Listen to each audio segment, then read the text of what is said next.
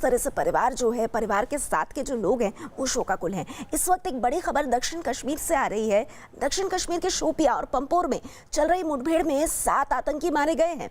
पंपोर में 3 आतंकी मारे गए, जिसके बाद वहां सुरक्षा बलों का ऑपरेशन खत्म हो गया, जबकि शोपिया में 4 आतंकी मारे गए हैं। इनमें से एक हिज्ब का कमांडर शामिल था। पिछले 13 दिनों में दक्षिण कश्मीर में 25 आतंकी मारे गए हैं, जबकि 1 जनवरी से अब तक जम्मू कश्मीर में 110 आतंकियों को सुरक्षा बलों ने मार गिराया है। वहीं पुलवामा में आतंकियों की तलाश में सेना का सर्च ऑपरेशन जारी है। तो इस वक्त की बड़ी खबर है ये, इस पर सीधा रुख करते हमारे संवाददाता रिफत का। रिफत, इसको कितनी बड़ी कामयाबी के तौर पर देखा जाए?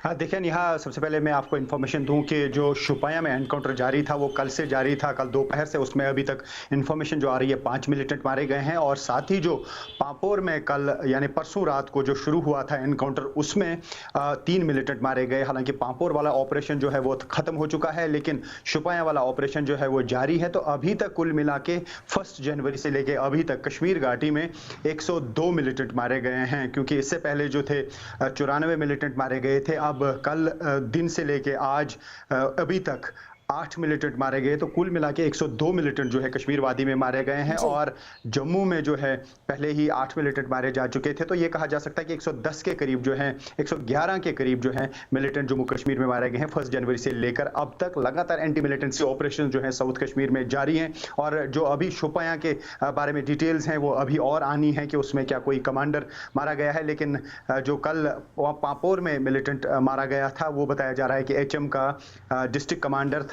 तो अभी कुल मिला के ये कहा जा सकता है कि लगातार जो रिसेंट टाइम में यानी कि पिछले 6-7 एनकाउंटर्स में जो मिलिटेंट मारे गए वो सारे हिजबुल मुजाहिदीन के थे। और अभी कल शाम से लेके अभी तक 8 मिलिटेंट मारे गए हैं। नेहा जी, रिफत, ये भी बताइए कि दक्षिण कश्मीर में जिस तादाद में ये आतंकी मारे जा रहे हैं उसमें लोकल इंटेलिजेंस का यानी स्थानीय लोगों से मिलने वाली जानकारी का कितना बड़ा रोल है? देखिए, ये कह पाना मेरे लिए मुश्किल है, लेकिन ये बात सही है कि इन्फॉर्मेशन लगातार, चाहे आर्मी हो, पुलिस हो या CRPF हो, खासतौर से पुलिस को ज़्यादा, जिस तरीके से पुलिस ने काफ़ी बार क्लेम किया कि उनको इन्फॉर्मेशन मिल रही है और उनकी इन्फॉर्मेशन पे ही कॉर्ड एंड सर्च ऑपरेशन शुरू किए जाते हैं। तो एक नेटवर्क ज़रूर बनाया होगा पुलिस ने लोकल, जहाँ पे उनको इन्फॉर्मेशन मिलती है। हालांकि मिलिटेंट ने अभी तक काफ़ी इन्फॉर्मर्स जो उनका कहना है कि वो इन्फॉर्मर्स थे। मैं आपको 1 मिनट के लिए रोकना चाहूंगी। इस वक्त हमारे साथ जम्मू कश्मीर के DGP Dilbag Singh ji phone line पर जुड़ गए हैं। दिलबाग जी, स्वागत है आपका न्यूज़ 18 इंडिया में। सर, आपकी तरफ से एक बहुत इंपॉर्टेंट स्टेटमेंट आया था कि चीन और भारत के बीच जिस तरह की तनातनी चल रही है उसका पाकिस्तान फायदा उठा सकता है, लेकिन अभी जिस तरह से आतंकी मारे गए हैं शोपिया में और पंपोर में, उसको लेकर आप हमें क्या जानकारी दे सकते हैं? जी, जो अभियान जो जारी है हमारा आतंक के खिलाफ, उसके चलते 2 ऑपरेशन पिछले 24 घंटे से हमारे चल रहे हैं। इसमें एक ऑपरेशन पामपुर अवंतीपुर जिला में चल रहा था और दूसरा ऑपरेशन शोपियां जिले में अभी भी जारी है। अवंतीपुरा वाले ऑपरेशन में हमें ज्यादा सेंसिटिविटी नजर आ रही थी, क्योंकि उसमें मस्जिद के अंदर 2 मिलिटेंट घुस गए थे और ये ऑपरेशन और ज्यादा सेंसिटिव हो गया था।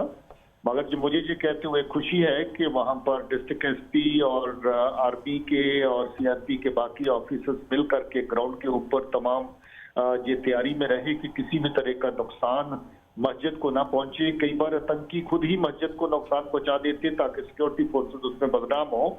हम लोगों ने सिविलियन जो पॉपुलेशन वहां की उनको भी अपने साथ इन्वॉल्व करके रखा और मुझे खुशी है कि जो ऑपरेशन खत्म हो गया, इसमें 3 आतंकी मारे गए हैं और मस्जिद जो वहां की है उसको कोई नुकसान नहीं पहुंचा है, जिसके लिए लोगों ने भी शुक्रिया कहा है पुलिस को और सिक्योरिटी फोर्सेस को। दूसरा ऑपरेशन जो हमारा इस वक्त जारी है शोपियां के अंदर चल रहा है, उसमें पिछली शाम 1 आतंकी मारा गया था और बाकी के लिए कार्रवाई अभी वहां पर चल रही है।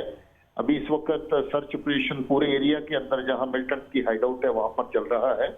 हम लोग बॉर्डर की सिक्योरिटी ग्रिड को लेकर के हमेशा से अपने जो ग्रिड उसको मजबूत करने की कोशिश में रहते हैं। कल भी हमने सिक्योरिटी रिव्यू किया है।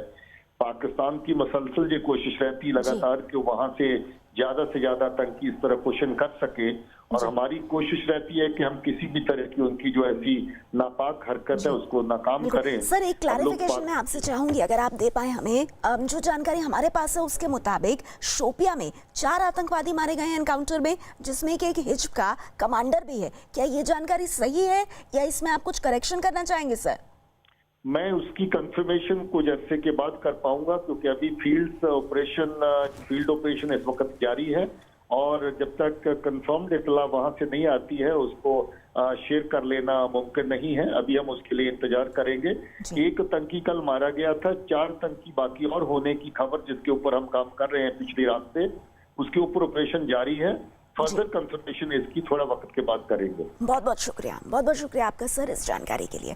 इस बीच चीन के सैनिकों से हुई झड़प में भारत के 76 सैनिक घायल हुए हैं, लेकिन सभी की हालत बेहतर है और कोई भी जवान गंभीर रूप से घायल नहीं है। सूत्रों के मुताबिक 18 सैनिकों का इलाज लेह के अस्पताल में चल रहा है। ये सभी अगले 15 दिन में ड्यूटी पर लौट आएंगे। बाकी 58 सैनिकों का दूसरे अस्पतालों में इलाज चल रहा है और ये सभी हफ्ते भर में ड्यूटी पर लौट सकते हैं। संवाददाता संदीप बोल हमारे साथ हैं। संदीप, जो ये जानकारी सामने आई है सेना और सरकार की तरफ से, इसे किस तरह से देखा जाए? देखिए, जब 15-16 की रात को जिस तरीके की घटना हुई उसके बाद से सबको यही उम्मीद थी कि कोई अच्छी खबर ज़रूर आएगी। और अच्छी खबर यही है कि जो भी घायल हुए थे उस रात को झड़प में, वो सारे ठीक हैं, वो बिल्कुल दुरुस्त और जल्द ही जो है वो अपनी ड्यूटी पर वापस लौटेंगे। हालांकि अभी जिस जगह विवाद हुआ था वहाँ पर स्थितियाँ अब भी वैसी ही हैं बनी हुई। हालांकि थोड़ा बहुत जो टेंशन जो है वो डिफ्यूज़ ज़रूर हुआ है, लेकिन चीन जिस पोजीशन पे था वो उसी पोजीशन पे बैठा हुआ है और उम्मीद यही की जा रही थी, क्योंकि 2 दिन तक जो है लगातार मेजर जनरल लेवल की बातचीत हुई। राहत की बात यह है